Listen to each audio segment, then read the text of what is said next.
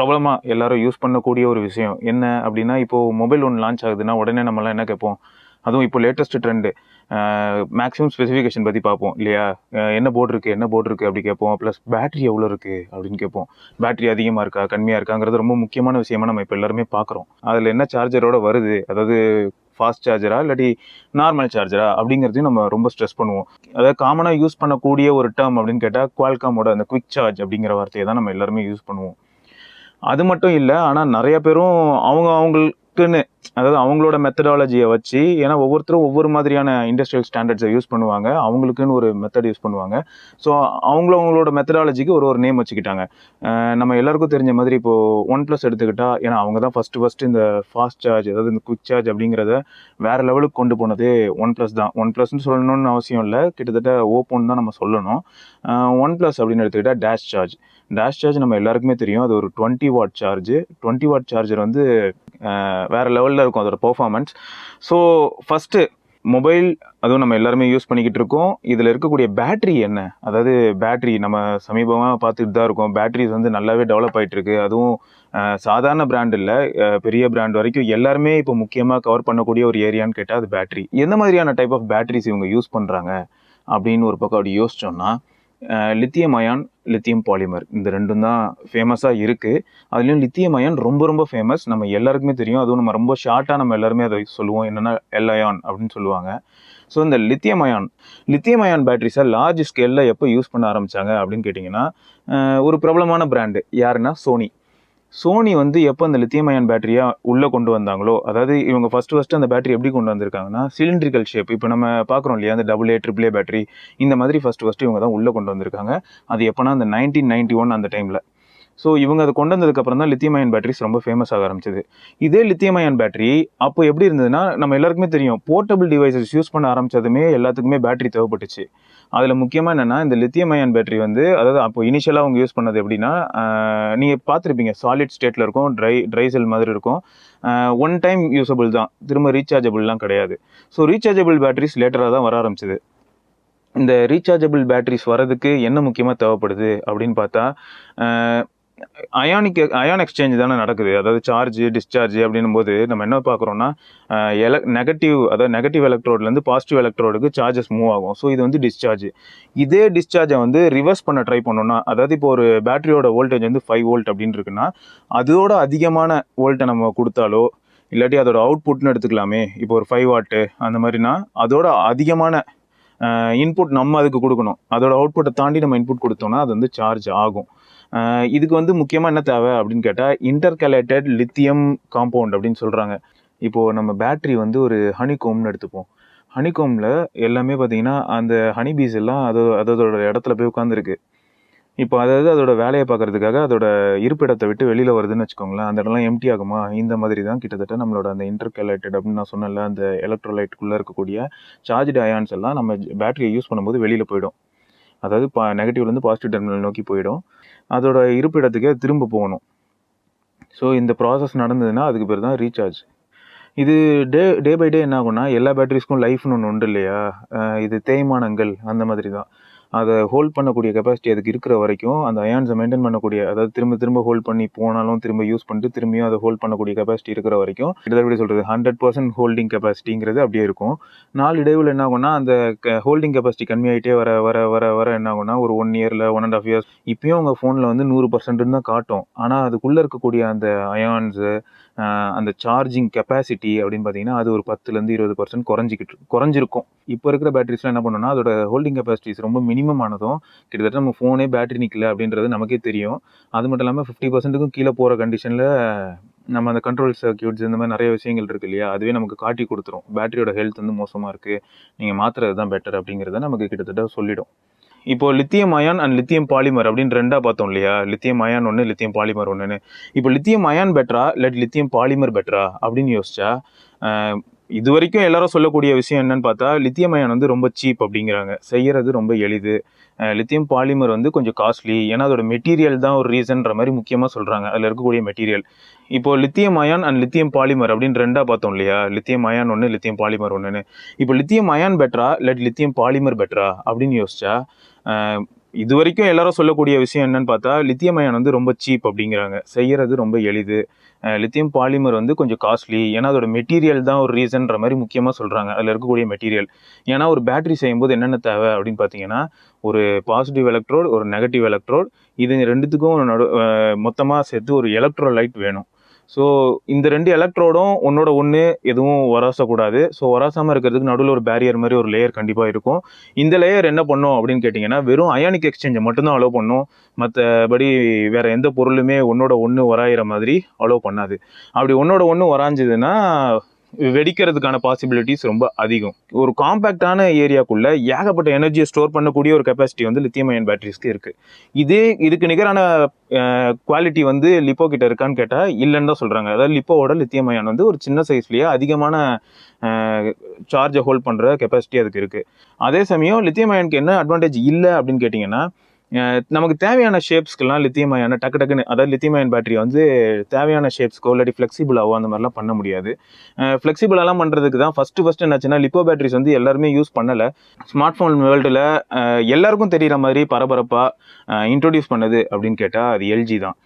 ஏன் எல்ஜி அப்படின்னு கேட்டிங்கன்னா, எல்ஜி வந்து ஜி ஃப்ளெக்ஸ் அப்படின்னு ஒரு ஃபோன் கொண்டு வந்தாங்க. அந்த ஃபோன் வந்து நம்ம கிட்டத்தட்ட லைட்டாக வளைக்கலாம். அதாவது சர்ஃபேஸில் வச்சு நீங்கள் அமுக்குனீங்கன்னா நார்மலாக ஒரு கர்வ்டு டிவி மாதிரி இருக்கும். அதை ஃப்ளாட்டாகவும் ஆக்கலாம், திரும்பியும் அது நார்மல் பொசிஷனுக்கு போயிடும். ஸோ அந்த டைமில் நமக்கே தெரியுது ஒரு ஃப்ரேம் மட்டும் வளையல, உள்ளே இருக்கக்கூடிய பேட்டரியும் வளையணும். பட் லித்தியம் பாலிமர் பேட்டரியில் வேறு என்னென்ன அட்வான்டேஜஸ் இருக்குது அப்படின்னு கேட்டிங்கன்னா, உங்களுக்கு தேவையான ஷேப்ஸ்லலாம் லித்தியம் பாலிமர் பேட்டரியை நம்ம யூஸ் பண்ண முடியும். தின்னாவோ இல்லாட்டி ஒரு எல் ஷேப்பு, என்ன மாதிரி ஷேப்ஸ்க்கெலாம் வேணுமோ அதுக்கேற்ற மாதிரி. ப்ளஸ் அதே சமயம் வந்து அதோட அந்த ஃப்ளெக்சிபிலிட்டி நமக்கு ரொம்ப யூஸ்ஃபுல்லாக இருக்கும். இந்த ஃப்ளெக்சிபிலிட்டிக்கு ரீசன் என்ன அப்படின்னு கேட்டிங்கன்னா, அந்த எலக்ட்ரோலைட்னு சொன்னேன் இல்லையா, அந்த எலக்ட்ரோலைட் வந்து என்ன இருக்கும்னா மேக்ஸிமம் வந்து லிக்விட்ஸாக இருக்கும். இது இல்லைன்னா லித்தியம் அயானு, அப்படி இல்லைன்னா சாலிட் ஸ்டேட்டில் உள்ளதும் இருக்குது. பட் காமனாக யூஸ் பண்ணுறது வந்து அந்த லிக்விட் தான்.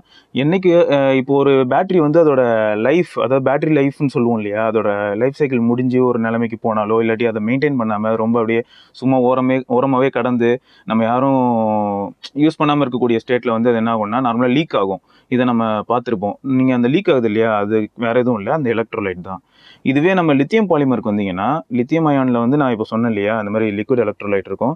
லித்தியம் பாலிமரில் வந்து அவங்க ஒரு மாதிரி ஜெல் டைப் ஆஃப் எலக்ட்ரோலைட் இருக்கும். ஸோ இந்த இடத்துல இந்த type of electrolyte and material வச்சு பார்க்கும்போது என்ன அட்வான்டேஜ் இருக்குது லிப்போ அப்படின்னு கேட்டிங்கன்னா, லிப்போக்கு வந்து லைட் வெயிட்டாக இருக்கும். அதாவது நம்ம ஃபோன்ஸ் வந்து நார்மலாக என்ன சொல்கிறோம், தின்னாக இருக்கணுங்கிறோம். அப்போ தின்னான பேட்டரி வேணும். அடுத்து அதே சமயம் ஃபோன் வந்து லைட் வெயிட்டாக இருக்கணுங்கிறோம். Lipo batteries light weight. So இந்த மாதிரியான அட்வான்டேஜஸ் லிப்போ பேட்டரிக்கு இருக்குது. இதே சமயம் லித்தியம் அயனில் நான் சொன்னேன் இல்லையா, லித்தியம் அயனில் வந்து அதிகமான கெப்பாசிட்டிஸை சின்ன சைஸில் ஸ்டோர் பண்ண முடியும். ஆனால் சில சமயம் அதை வந்து ஏதாவது மிஸ்டேக் ஆச்சுன்னு வச்சுக்கோங்களேன். ஃபார் எக்ஸாம்பிள் வந்து நம்ம நோட் 7 வந்து நம்ம எல்லாருக்குமே தெரியும், ஏதோ ஒரு சின்ன மிஸ்டேக்னால அவங்களோட ஒரு குறிப்பிட்ட பேட்சில் உள்ள டிவைசஸோட பேட்டரிலாம் பர்ஸ்ட் ஆச்சு. அது என்ன மாதிரியான ரீசனாக இருக்கலாம் அப்படின்னா, ஒன்று இம்ப்யூரிட்டிஸாக இருக்கலாம், அப்படி இல்லைன்னா அந்த நான் சொன்னேன் இல்லையா நடுவில் ஒரு பேரியர் மாதிரி இருக்கும், அந்த பேரியரை தாண்டி வெறும் அயானிக் எக்ஸ்சேஞ்ச் நடக்கலாமே தவிர வேறு எதாவது நடந்ததுன்னா வந்து பர்ஸ்ட் ஆகிறதுக்கான பாசிபிலிட்டி அதிகம். அதாவது over heating and chemical reaction, இதை வந்து அவாய்ட் பண்ண முடியாமல் போயிடும். இந்த மாதிரியான பாசிபிலிட்டிஸ் வந்து உங்களுக்கு லித்தியம் அயானில் உண்டு. ஓகே, ஸோ இது வந்து பாசிட்டிவ்ஸ் அண்ட் நெகட்டிவ்ஸ்னு பார்க்கும்போது லித்தியம் அயான் வந்து சீப் அண்ட் லித்தியம் பாலிமர் வந்து கொஞ்சம் காஸ்ட்லி. லித்தியம் அயான் வந்து ஹை டென்சிட்டி, அதாவது ரொம்ப பவர் அதிகமாக வந்து ஒரு சின்ன சைஸில் ஸ்டோர் பண்ண முடியும். லித்தியம் பாலிமர் வந்து அந்த அளவுக்கு ஸ்டோர் பண்ண முடியலனாலும் லித்தியம் பாலிமர் வந்து நம்ம இருக்கலே தின்னாவோ இல்லாட்டி ஃப்ளெக்சிபிளாவோ இந்த மாதிரிலாம் யூஸ் பண்ணலாம். நம்ம நிறைய பவர் பேங்க்ஸில் பார்த்துருப்போம், இந்த மாதிரி ஷார்ட் சர்க்யூட் ஆகாமல் பார்ப்போம், ஓவர் ஹீட்டிங் இல்லாமல் நாங்கள் பார்த்துப்போம். அந்த மாதிரி கண்ட்ரோலிங் சர்க்யூட்ஸ்லாம் வச்சுருப்பாங்க உள்ள கண்டிப்பாக. ஸோ இந்த மாதிரியான ஃபேக்டர்ஸ்லாம் இப்போ லேட்டஸ்ட் ட்ரெண்டில் இருக்குது. அதனால் நம்ம பேட்டரி வந்து மோர் ஆர் லெஸ் எப்படின்னா முடிஞ்ச அளவுக்கு அவங்க நம்மளோட சுச்சுவேஷனை சேஃப் ஆக்குவாங்க. அதாவது பேட்டரி வந்து எந்த விதமான ஒரு சுச்சுவேஷன் வந்தாலும் பர்ஸ்ட் ஆகாமையோ இல்லாட்டி எரிஞ்சு போகாமலோ இருக்கக்கூடிய தன்மையை வந்து அதுக்கு கொடுப்பாங்க. அதனால் நமக்கு தான் சேஃப்டி. ஸோ இந்த பேட்டரிஸை நம்ம சார்ஜ் அதாவது என்னென்ன மாதிரியான சார்ஜர்ஸ் நம்ம இது வரைக்கும் கடந்து வந்திருக்கோம் அப்படிங்கிறத இப்போ நம்ம பார்ப்போம். ஃபஸ்ட்டு எல்லாருக்குமே தெரிஞ்ச ஒரு சார்ஜர் அப்படின்னு கேட்டால் 5 வோல்ட் 1 ஆம்ப். கிட்டத்தட்ட 5 வோல்ட் 1 ஆம்ப் தான் எல்லாருக்குமே காமனாக தெரியும். அதோட அவுட்புட் வந்து 5 வாட் இருக்கும். அந்த சார்ஜர்ஸ் வந்து ரொம்ப ஸ்லோ தான், ஏன்னு தெரில. பட் ஏதாவது ரீசன் இருக்கும். நம்ம யாரையும் வந்து குறை சொல்லணும்னு அவசியம் கிடையாது. அதாவது எப்படின்னா, ஆப்பிள் வந்து அவங்களோட பாக்ஸில் கொடுக்கக்கூடிய சார்ஜர் வந்து 5 வாட் சார்ஜர் தான். இப்போ நம்ம ஆண்ட்ராய்ட் சைடுக்கு வந்தோம்னு வச்சுக்கோங்களேன், ஃபஸ்ட்டு குவால்காம் குவிக் சார்ஜ் நம்ம எல்லாருமே கேள்விப்பட்டிருப்போம். Quick charge 1, quick charge 2, quick charge 3, இப்போது கிட்டத்தட்ட 4 அண்ட் 4+ வரைக்கும் வந்துருச்சு. குவிக் சார்ஜ்ன்ற டேர்ம் அவங்க யூஸ் பண்ண ஆரம்பிக்கும் போதே அதில் வந்து 10 வாட் சார்ஜரை கொண்டு வந்துட்டாங்க. 10 வாட்டுன்றதை அவங்க எப்படி கொண்டு வந்தாங்கன்னா 5 வோல்ட் அண்ட் 2 ஆம்ப்ஸ் இதை தான் கொண்டு வந்தாங்க. அடுத்த லெவலில் அவங்க எப்படி போனாங்கன்னா அவங்களோட பவர் எஃபிஷியன்சி கன்வர்ஷனு ப்ளஸ் இந்த ஹீட்டு எப்படின்னா நார்மலாக நீங்களே பார்த்துருப்பீங்க. குவிக் சார்ஜரோ இல்லாட்டி ஃபாஸ்ட் சார்ஜரோ அது எந்த மாதிரி டேர்ம் வேணாலும் இருக்கட்டும், அந்த மெத்தடாலஜி அந்த மெக்கானிசம் வந்து அப்ளை ஆச்சுன்னா ஒன்று ஃபோன் ஹீட் ஆகும், சில சமயம் நீங்கள் பார்த்துருப்பீங்க சார்ஜிங் பிரிக் ஹீட் ஆகும், இதில் ஏதாவது ஒரு ஏரியா ஹீட் ஆகும். ஸோ இதை மினிமைஸ் பண்ணுறது தான் அடுத்தடுத்த வேர்ஷனில் கிட்டத்தட்ட அவங்க பண்ணிக்கிட்டு இருந்தாங்க. எப்படின்னா 18 வாட் அப்படி சொன்னாங்க, ப்ளஸ் 3 இருக்கட்டும் அதுவும் கிட்டத்தட்ட 18 வாட் தான், அதாவது 9 வோல்ட் அண்டு 2 ஆம்ப்ஸ். ஸோ இந்த மாதிரி தான் இருந்தது. அதில் அவங்க என்னென்ன அட்வான்டேஜஸ் கொண்டு வந்தாங்கன்னா அந்த ஹீட்டிங் இஷ்யூஸ்ன்னு நம்ம சொல்கிறோம்ல, அதை அவங்க மினிமைஸ் பண்ணிக்கிட்டே வந்தாங்க. அவங்களால எந்த அளவுக்கு முடியுமோ அந்த அளவுக்கு பண்ணாங்க. கிட்டத்தட்ட இப்போ இருக்கக்கூடிய நிலைமை என்னென்னா 28 வாட் வரைக்கும் கூட அவங்களால சார்ஜ் பண்ண முடியுது. யாருன்னா இப்போ குவால்காமோட குவிக் சார்ஜ் 4 இதிலெல்லாம். அடுத்து இவங்க மட்டும்தான் பண்ணுறாங்களா அப்படின்னு கேட்டால் குவிக் சார்ஜிங்கிற டேர்மை மட்டும்தான் குவால்காம் கிட்ட இருக்குது. இதே மாதிரி மற்றவங்க என்னெல்லாம் பண்ணுறாங்க அப்படின்னு கேட்டிங்கன்னா அடாப்டிவ் ஃபாஸ்ட் சார்ஜிங் அப்படிங்கிறது சாம்சங் யூஸ் பண்ணுறாங்க, டர்போ சார்ஜிங் அப்படிங்கிறது மோட்டோ யூஸ் பண்ணுறாங்க, விவோசி ஃப்ளாஷ் சார்ஜ் அப்படிங்கிறத ஓப்போ யூஸ் பண்ணுறாங்க, அண்ட் சூப்பர் சார்ஜ் அப்படிங்கிறத ஹுவாவே யூஸ் பண்ணுறாங்க, டேஷ் சார்ஜ் நம்ம எல்லாருக்கும் தெரியும் OnePlus யூஸ் பண்ணுறாங்க, அண்ட் ராப் சார்ஜ் அப்படின்னு சொல்லிட்டு அவங்களே இப்போது கிட்டத்தட்ட அடுத்த வெர்ஷன் மெக்லாரன் லிமிடெட் எடிஷன் வந்தது இல்லையா, அதில் அவங்க யூஸ் பண்ணியிருக்காங்க. 30 வாட் அவங்க இப்போ பண்ணுறாங்க. ஸோ இன்னும் ஃபாஸ்ட்டாக தான் இருக்குது. இதை தவிர பார்த்திங்கன்னா நம்ம எல்லாருக்குமே தெரிஞ்ச ஒரு ப்ராசஸர் என்னென்னா மீடியாடெக்கும் பார்த்தீங்கன்னா ஃபாஸ்ட் சார்ஜில் இருக்காங்க. அண்ட் அதுக்கு பேர் என்னென்னா பம்ப் எக்ஸ்பிரஸ் அப்படின்னு இருக்கு. பம்ப் எக்ஸ்பிரஸ் வெர்ஷன் 1 எப்போ வந்ததுன்னு எனக்கு தெரியல உண்மையை சொல்லணும்னா, பட் பம்ப் எக்ஸ்பிரஸ் வெர்ஷன் 2.0 இப்போ அமலில் இருக்கு போல், அதை யூஸ் பண்ணிக்கிட்டு இருக்காங்க. ஸோ இந்த மாதிரி நிறைய ஒவ்வொருத்தரும் அவங்கவுங்களோட சார்ஜிங் மெக்கானிசமுக்கு நேம் வச்சுருக்காங்க. இதில் சில வித்தியாசங்களும் உண்டு. எப்படின்னு கேட்டிங்கன்னா குவால்காமோட குவிக் சார்ஜை பொறுத்த வரைக்கும் வோல்டேஜ் எப்பயுமே அதிகமாக இருக்கும், கரண்ட் வந்து கம்மியாக இருக்கும், ஆம்பியர். இதே வந்து நீங்கள் OnePlus அதாவது விவோசி இவங்களத பார்த்தீங்கன்னு வச்சுக்கோங்களேன், வோல்டேஜுக்கு ஈக்குவலாக கரண்ட் கிட்டத்தட்ட இருக்கும். அதாவது 6 வோல்ட்னா 5 ஆம்ப் கிட்டத்தட்ட இருக்கும். சில சமயம் வந்து ஆம்ப் அதிகமாக கூட இருக்கலாம். அந்தளவுக்கு இவங்க டிஃப்ரெண்ட்டான ஒரு மெத்தடாலஜி. இந்த மாதிரியான குவிக் சார்ஜ் அந்த சார்ஜிங் பிரிக் இருக்கு இல்லையா, அதுக்குன்னு ஒரு குவாலிட்டி உண்டு. என்னென்னா அந்த பவர் ரெகுலேஷன் அப்படின்றது இருக்கணும் இல்லையா. எதுக்கு அப்படின்னு கேட்டிங்கன்னா நீங்கள் எல்லோரும் கேட்கலாம், என்கிட்ட வந்து இப்போது சார்ஜிங் பிரிக் இல்லை, வெளியில் போயிருக்கேன், எனக்கு சார்ஜர் இல்லை, ஆனால் என் ஃப்ரெண்டுகிட்ட சார்ஜர் இருக்குது, அது OnePlus சார்ஜரு. அப்படி இல்லைனா என்கிட்ட இப்போ சார்ஜர் இல்லை, என் ஃப்ரெண்டுகிட்ட சார்ஜர் இருக்குது, அது ஒரு குவிக் சார்ஜ் 3 இல்லாட்டி குவிக் சார்ஜ் 4 சார்ஜரு. நான் இப்போ என்ன பண்ணட்டும், ஆனால் என் ஃபோன் வந்து குவிக் சார்ஜெலாம் எதுவும் கிடையாது, நார்மல் சார்ஜிங் கேப்பபிலிட்டி உள்ள ஒரு ஃபோன் தான். ஸோ இப்போது அந்த சார்ஜரை நான் யூஸ் பண்ணால் என் ஃபோனுக்கு ஏதாவது ப்ராப்ளம் வருமா அப்படின்னு கேட்டிங்கன்னா எதுவும் வராது. ஏன்னு கேட்டால் நார்மலாக இந்த சார்ஜர்ஸ்லாம் என்ன பண்ணோன்னா டிஃபால்ட் அவுட்புட் வந்து 5 வோல்ட் 1 ஆம்ப் இந்த மாதிரி தான் வச்சுருக்கோம். ஸோ 5 வாட் அவுட்புட் தான் கொடுக்கும். இதுவே வந்து ஒரு குவிக் சார்ஜோ இல்லாட்டி ஒரு டேஷ் சார்ஜோ சர்டிஃபைட் ஃபோன் இருந்ததுன்னா அந்த ஃபோன்லேயும் இதை வந்து கண்டக்ட் பண்ணக்கூடிய, அதாவது இந்த ஹை பவரை உள்ளே கொடுக்கும்போது அதை கண்டக்ட் பண்ணக்கூடிய எபிலிட்டி இருக்கணும். அதுக்கு வந்து அவங்க கண்டிப்பாக ஒரு சிப் வச்சுருப்பாங்க. அந்த சிப் தான் கிட்டத்தட்ட ஐடென்டிஃபிகேஷன் மார்க் மாதிரின்னு வச்சுக்கோங்களேன். அதுவே அதை கண்டுபிடிச்சி அதுக்கேற்ற மாதிரி பவர் அதிகமாக உள்ள புஷ் பண்ண ஆரம்பிக்கும். அதனால் ப்ராப்ளம் எதுவும் கிடையாது. ஃபோன் கூட வரக்கூடிய சார்ஜரை யூஸ் பண்ணுறது ரொம்ப நல்லது. அப்படி இல்லைனா இப்போ நம்ம ஃபோன் வந்து குவால்காம் குவிக் சார்ஜ் சர்டிஃபைடாக இருந்து நம்ம வேறு ஏதாவது ஆக்சசரிஸ் மார்க்கெட்டில் எங்கேனாலும் போய் வாங்கிக்கலாம். அதாவது குவிக் சார்ஜ் இருக்கக்கூடிய வேறு யாராவது இப்போ ஆங்கர் நிறைய பேர் விற்பாங்க இல்லையா, அவங்களோட சார்ஜரையும் நம்ம வாங்கி யூஸ் பண்ணலாம். அதனாலலாம் எந்த பிரச்சனையும் வரப்போகிறதில்ல. இதுலேயே வந்து யூஎஸ்பி, அதாவது இப்போது சார்ஜிங் பிரிக் பற்றி பார்த்தோம். சார்ஜிங் பிரிக் இந்த மாதிரி நிறையா மாறுது. அப்போ சார்ஜிங் பிரிக் மாறும்போது நான் வந்து யூஎஸ்பி கேபிளும் எந்த மாதிரி குவாலிட்டியில் யூஸ் பண்ணணும். இப்போ நான் சும்மா ஏதோ ஒரு கேபிள், பழைய கேபிள், அதாவது 2006 2007 கூட தான் நம்மக்கிட்ட மைக்ரோ யூஎஸ்பி கேபிள்லாம் இருந்தது. அதுக்காக அந்த கேபிளை கொண்டு வந்துட்டு இப்போ இருக்கிற குவிக் சார்ஜ் பிரிக்கில் மாட்டி எனக்கு வந்து கண்டக்ட் பண்ணுமா அப்படின்னு கேட்டிங்கன்னா, ஃபர்ஸ்ட் ஆஃப் ஆல் அந்த கேபிள் வந்து ஒன்று USB 2 or 3 அந்த ஸ்டாண்டர்ட்ஸில் இருக்கணும். அந்தளவுக்கு நல்ல ஸ்டாண்டர்ட்லேருந்து அதுக்கு கண்டக்டிங் கெப்பாசிட்டி இருந்ததுன்னா மட்டும்தான் அந்த கேபிளால் உங்களுக்கு குவிக் சார்ஜை அந்த எக்ஸ்பீரியன்ஸை கொடுக்க முடியும். அப்படி இல்லைனா நீங்கள் வந்து என்ன தான் பிரிக் வந்து ரொம்ப பவர்ஃபுல்லாக இருந்தாலும் வரக்கூடிய அந்த கேபிள் வந்து ரொம்ப மோசமான, அதாவது ரொம்ப என்ட்ரி லெவல் கேபிளாக இருந்ததுன்னா அவுட்புட் வந்து 5 வாட்டோ இல்லாட்டி 6.5 வாட்டோ இந்த மாதிரி தான் வரும். பிடின்னு கேள்விப்பட்டிருப்பீங்க, பவர் டெலிவரி அப்படின்னு சொல்லிட்டு. இந்த பவர் டெலிவரி இந்த கேபிள்ஸ்லாம் பார்த்தீங்கன்னா ரொம்ப ஹை பவர்டாக இருக்குது. அண்ட் முக்கியமாக சொல்லணும்னா இந்த பவர் டெலிவரி சார்ஜஸ்லாம் நிறைய பேர் பண்ணுறாங்க. அவங்க பண்ணுறதுல முக்கியமாக வேணால் நான் ஒரு பிராண்ட் சொல்கிறேன். அவங்க வந்து கொஞ்சம் ஃபேமஸான பிராண்ட் தான். பெல்கின் எல்லாரும் கேள்விப்பட்டிருப்போம். பெல்கின் வந்து பவர் டெலிவரி சார்ஜஸ் பண்ணுறாங்க. அது வந்து நிறைய கிட்டத்தட்ட இவங்க வந்து என்ன பண்ணுறாங்கன்னா, இவங்க பண்ணுற சார்ஜர்ஸ் வந்து எந்தெந்த ஃபோன்ஸ்க்கு சப்போர்ட்டடுன்றதையும் தெளிவாக மென்ஷன் பண்ணியிருக்காங்க. அவங்களோட சைட் நீங்கள் போய் பார்த்தீங்கன்னா அதில் போட்டிருக்கு.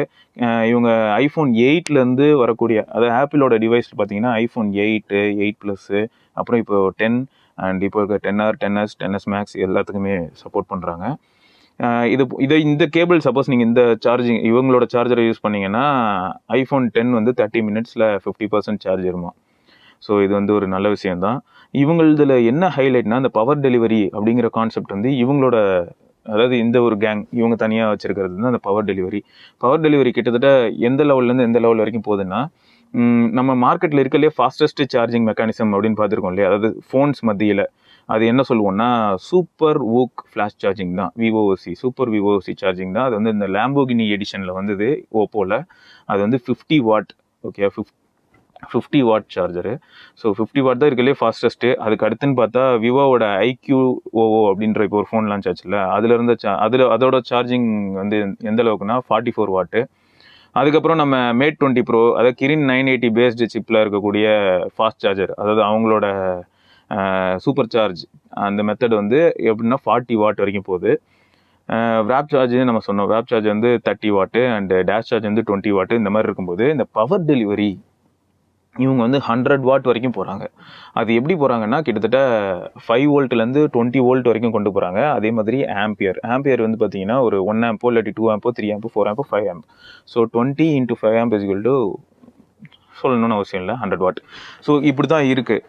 இந்த மாதிரியான இந்த அளவுக்கு ஹை பர்ஃபார்மன்ஸ், அதாவது ரொம்ப ஹை அவுட்புட் கொடுக்கறது அந்த சார்ஜர் வந்து அப்போ பார்த்துக்கோங்களேன், உங்களுக்கு 5 வாட் அவுட்புட்டும் கொடுக்க முடியும், அதால் 100 வாட் அவுட்புட்டும் கொடுக்க முடியும். அந்த மாதிரி சார்ஜர்ஸும் இருக்குது. இதை எதுக்கெலாம் யூஸ் பண்ண முடியும் அப்படின்னு கேட்டிங்கன்னா, அது மேக்ஸிமம் டைப் சி பேஸ்டாக இருக்குது. ஏன்னா இப்போ கரண்ட் மார்க்கெட்டு, அதுவும் USB 3.1 இல்லாட்டி அதுக்கும் அது அந்த பிடின்னு சொன்னேன் இல்லையா, அந்த மாதிரி கேபிள்ஸ் பேஸ் பண்ணி இருக்குது.